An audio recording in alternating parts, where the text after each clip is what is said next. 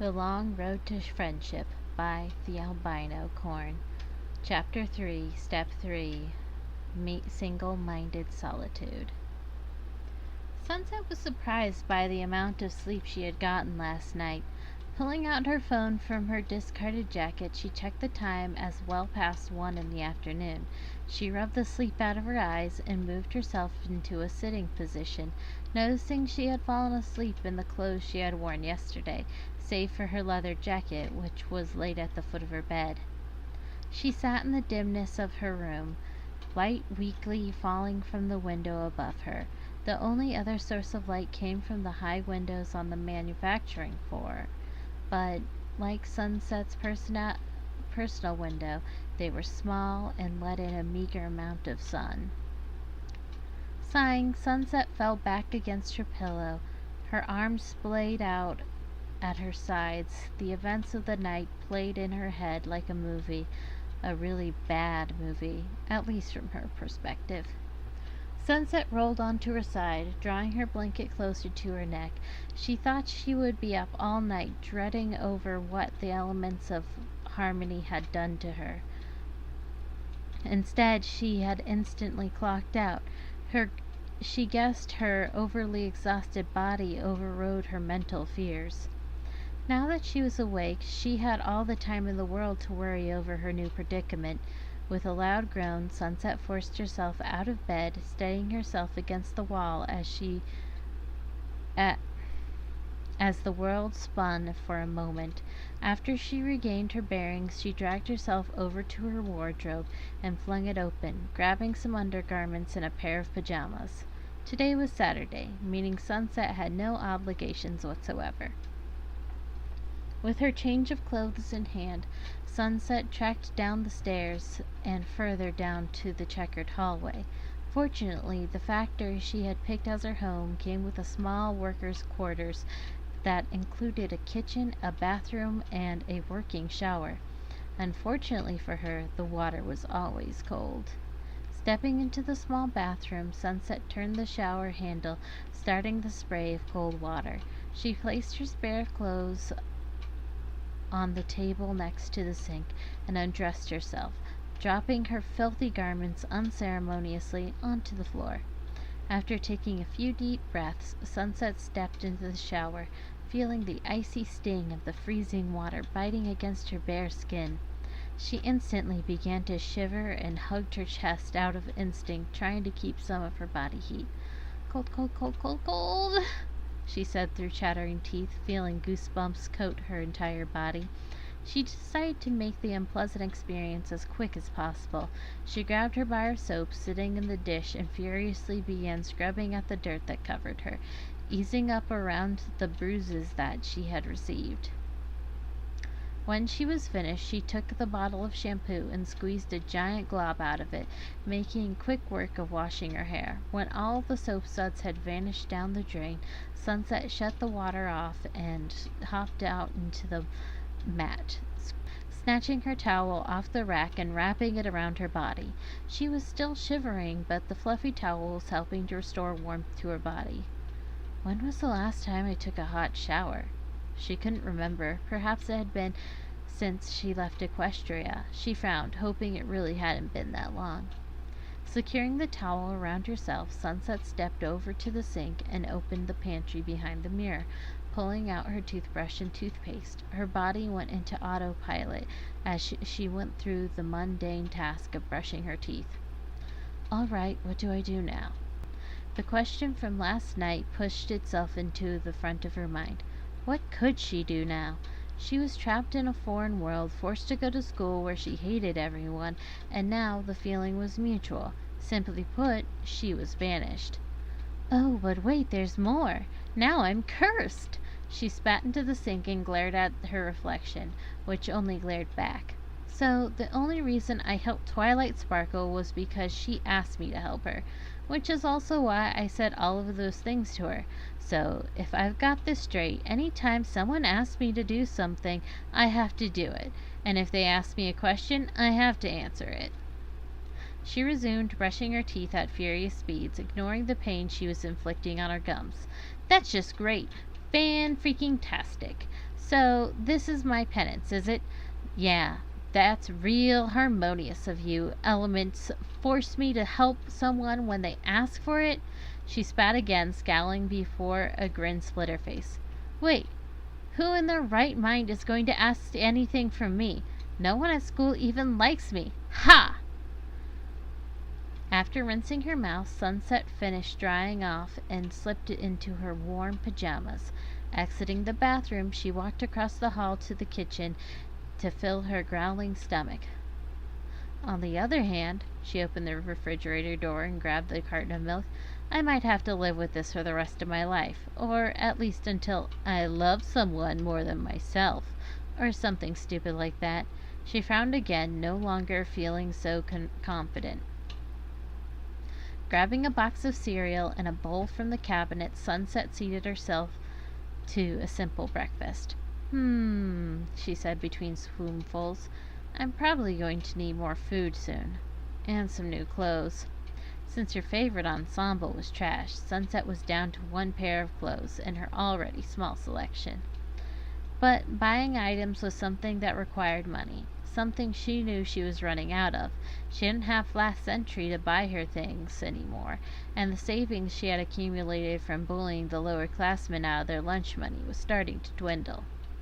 The way things were going, Sunset would be forced to get, she gagged on the next word, a job. She gave a groan of frustration. She couldn't believe how fast things were going downhill. Finishing her cereal and dumping the bowl in the sink, she made a mental note to wash the growing pile later. She stomped her way back to her room, slamming the door as hard as she could to vent some frustration. There had to be some simple solution that could fix all her problems, but unless magic suddenly sprung up in this world, Sunset couldn't see it. She took a seat at her desk and pressed the palms of her hands against her eyes. Come on, Sunset, think of something. You've always got a plan. She sat there for hours, scheming ideas and theories, each one more ridiculous and desperate than the last. With each one she discarded, she became more frustrated, shouting and pounding her fists against the wooden desk. She felt like a wild animal caught in a hunter's trap and unable to escape. She had told the spirits residing in the elements of harmony that she knew she had lost. She just didn't know how bad her defeat really was until now. Maybe I should stay in here for the rest of my life. She put her arms up on the desk and rested her head on them, feeling dismayed and hopeless. Even that plan had its flaws. If she didn't show up to school, people would ask questions, and if they asked questions, they would go looking for answers. And if they went looking for answers, they would find things that could get Sunset in trouble with this world's law enforcement. Despite her feelings of resentment, she was glad Celestia had decided not to turn Sunset over to the police for what had happened last night. She wondered how the school was going to spin the events when the reporters came snooping. Closing her eyes, Sunset focused on the heart of the matter. Her penance. There was no way she could get through the rest of her life without people asking things of her. Her run-in with Twilight had been proof of that. Something. Until I make friends and care about other people more than me, she mumbled into her arm. They were really going to force her to play this game, force her to make friends. She dug her nails into the sleeves of her pajama top.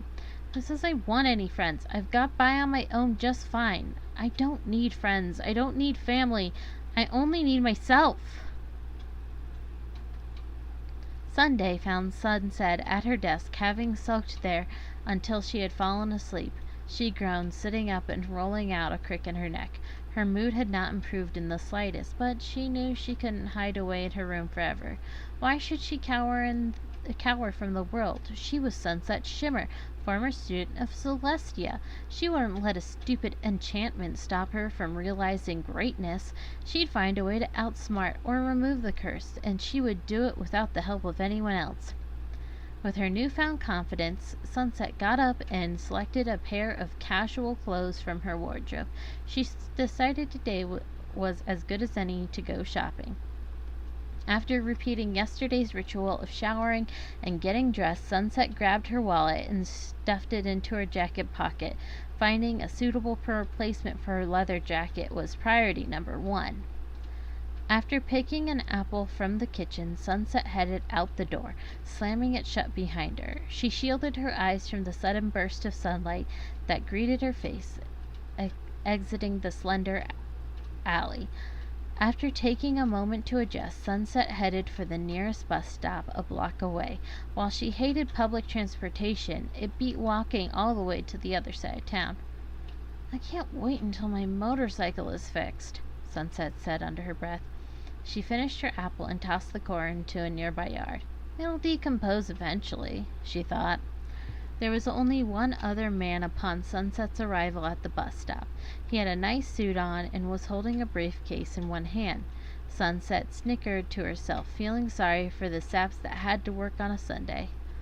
"Oh, excuse me, miss," the man addressed Sunset as she drew near. "Could you tell me the time?" Sunset wanted to tell him to invest in a watch instead, but found her head reaching into her pocket to grab her phone. "It's 12:23. She said, trying to keep the snark out of her voice. "And do you know how often the bus comes through here?" "About every 15 minutes. The man smiled. "Thanks, you've been a big help." Sunset grunted and turned away. It had only been 2 days, and she was already thoroughly annoyed by her curse. "Oh, come on, he just wanted to know the time," a small voice said. Sunset rolled her eyes in response. "It's a beautiful day out, isn't it?" the man continued. Sunset looked up into the clear blue sky. A calm wind tousled her hair. "Yeah, it is," she said softly. She couldn't have been more relieved when the bus arrived a minute later. She paid her fare and picked a seat near the back, getting as far away from the man and the rest of the scattered passengers on board as possible. Lucky for her, the bus ride passed without incident. 30 minutes later, she was on Canterlot's nicer side, disembarking in front of the Canterlot Mall. It was a large monstrosity of a thing, with its front being made mostly of polished glass, giving it the nickname Crystal Mall. Though it was only 2 stories high, it could fill the space of 2 football stadiums. She crossed through the large sliding doors and pulled out her list of things to buy, seeing leather jacket at the top. Having been there several times prior, Sunset knew exactly where to buy one. She stepped across the glittering tiled floors, heading for the closest escalator. Despite the flaws of this world, Sunset had been greatly impressed by its technology here. She had been blown away by the concept of moving stairs upon seeing them the first time.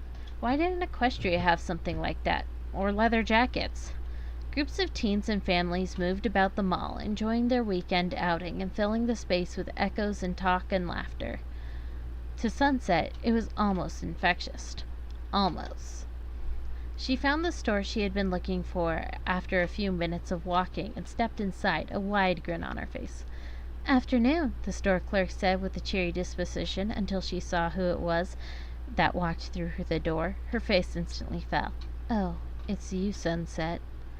Sunset paused to look at the pale blue girl across the counter. A bright pink bow sat in her aqua-colored hair.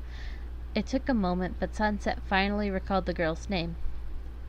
"Good afternoon, Flitter," she said coolly, approaching the counter with a smirk. "I didn't know you worked here." "Yes, well, unlike some people, I have to work for things I want." "Oh, boo-hoo, life is just so hard and unfair," Sunset couldn't resist taunting. Old habits seemed to die hard. "For your information, I have worked for the things I wanted." Flitter narrowed her eyes. "No, you haven't. You've lied, cheated, and blackmailed." "And that isn't work?" Flitter grumbled a few unkind words to herself before readdressing Sunset with as much contempt as she could muster. "What do you want?" "A leather jacket." Sunset wasn't sure whether she had said it or if it was the elements making her. Flitter pointed to the back corner where a small rack of black and brown jackets sat. "Please let me know if there's anything I can do to help you," she said, her voice heavy with sarcasm. Sunset smiled and went over to the jacket rack. Sunset smiled and made her way over to the rack. She picked up a large brown one and pretended to examine it closely. No. She dropped it to the floor and moved down the row, picking out another one. No, she said, tossing it on top of the previous one. From the corner of her eye, she saw Flitter grinding her teeth together. Sunset continued her mischief until she pulled out a jacket that she actually liked. It looked exactly like the old one she was wearing, only it had longer trim and silver-pointed spikes along the cuffs. Ooh, yes, you'll make a great replacement. She took the jacket over and laid it on the counter in front of Flitter, who let out a long sigh. Will that be all, ma'am? Yes. Flitter clicked a few buttons on the register before taking the scanner and scanning the tag on the jacket. Her face brightened up when she spoke. Her original cheeriness had returned. That'll be $322, please. Sunset nearly choked. What? You've got to be kidding me. It didn't cost that much last time. Well, Flitter explained with a large smile, leather happens to be very in season right now, and this particular jacket is imported. She leaned towards Sunset and added in an overjoyed whisper, From France. It was Sunset's turn to grit her teeth. I don't have $300. Flitter shrugged and taking the jacket and moving towards the mess Sunset had made. Too bad, no money, no jacket. Maybe you should come join us commoners in the working world and, I don't know, actually work for it. Sunset opened her mouth, but Flitter beat her to it. Oh, and if you threaten me, I will call security. With a stomp and a clench of her fist, Sunset marched out of the store, swearing profusely. Stupid Flitter, $300, just a jacket. A really nice jacket. Where the hell am I supposed to get $300 extra to pay for that? Keeping her head down and muttering darkly to herself, Sunset didn't see where she was going and smacked straight into another person, sending them to the floor. Sunset glared down at them. Why don't you watch where you're going? Ah! Twilight Sparkle! Twilight got up and dusted herself, giving Sunset a curious stare. Sunset, Shimmer? What are you doing here? And why did you bump into me? Instead of a scathing retort, Sunset said, I was here trying to buy a new jacket along with a few other things, but I found out the jacket I wanted was too expensive, and I got mad and wasn't looking where I was going. She face-palmed. Oh, I see. Well, I'm sorry about the jacket, Twilight said sincerely. Maybe you can ask for it for Christmas? I don't have anyone to ask for anything for Christmas. Sunset crossed her arms and looked away. You don't? No, and I like it that way. Sunset snapped her head back at Twilight and held up a hand. Wait a minute, do you not remember what I told you 2 nights ago? Twilight rubbed a hand against the back of her head, her expression caught between guilty and sad. To not talk to you? Yes, and what are you doing right now? Well, technically you bumped into me and initiated the conversation. She fell silent at the look on Sunset's face. Sunset was enjoying this dominion over Twilight. She only wished she had been this easy to put down the other one. I'll say it again. Leave me alone. She turned her on her heel and started to storm off. Can I at least say thank you? Sunset stopped and looked over her shoulder. For what? Twilight clasped her hands behind her back and nervously kicked at the floor, a move that reminded Sunset of Fluttershy. For saving my life. I never got a chance to say thanks. Yeah, well, Sunset found she couldn't think of a comeback and instead said, You're welcome. And she turned and walked away again, but Twilight's voice stopped her. What were you talking about Friday night? About the mirror to Equestria, was it? And something about another me? It's none of your business, Sunset snapped. Technically that's true. None of that is any of her business. Twilight put her hands on her hips and scowled. Why isn't it? You said there was another Twilight Sparkle. Sunset found herself forced to turn around and answer. Yes, there's another Twilight Sparkle, but you'll never meet her, so it doesn't matter. With a frustrated growl, Sunset broke into a run, pushing past other mall-goers in her attempt to flee. Wait, come back here. You owe me an explanation. I owe you nothing. Ignoring the stares of everyone she passed, Sunset continued running until she was certain Twilight hadn't followed her. She stopped to catch her breath at a water fountain and, taking a long drink, wiping her mouth on her sleeve afterwards. Wait. Sunset looked back the way she had run. Twilight asked me for an explanation, but I wasn't forced to give her one. Sunset leaned against the wall, pressing a palm against her head. Well, no, she demanded one. Guess that isn't the same as asking. She grit her teeth and pounded a fist against the wall. Stupid girl, stupid curse. Is this how I'm going to spend the rest of my life, running away from questions? No, it was just Twilight Sparkle she had to avoid. She was the only problem. She was always the problem.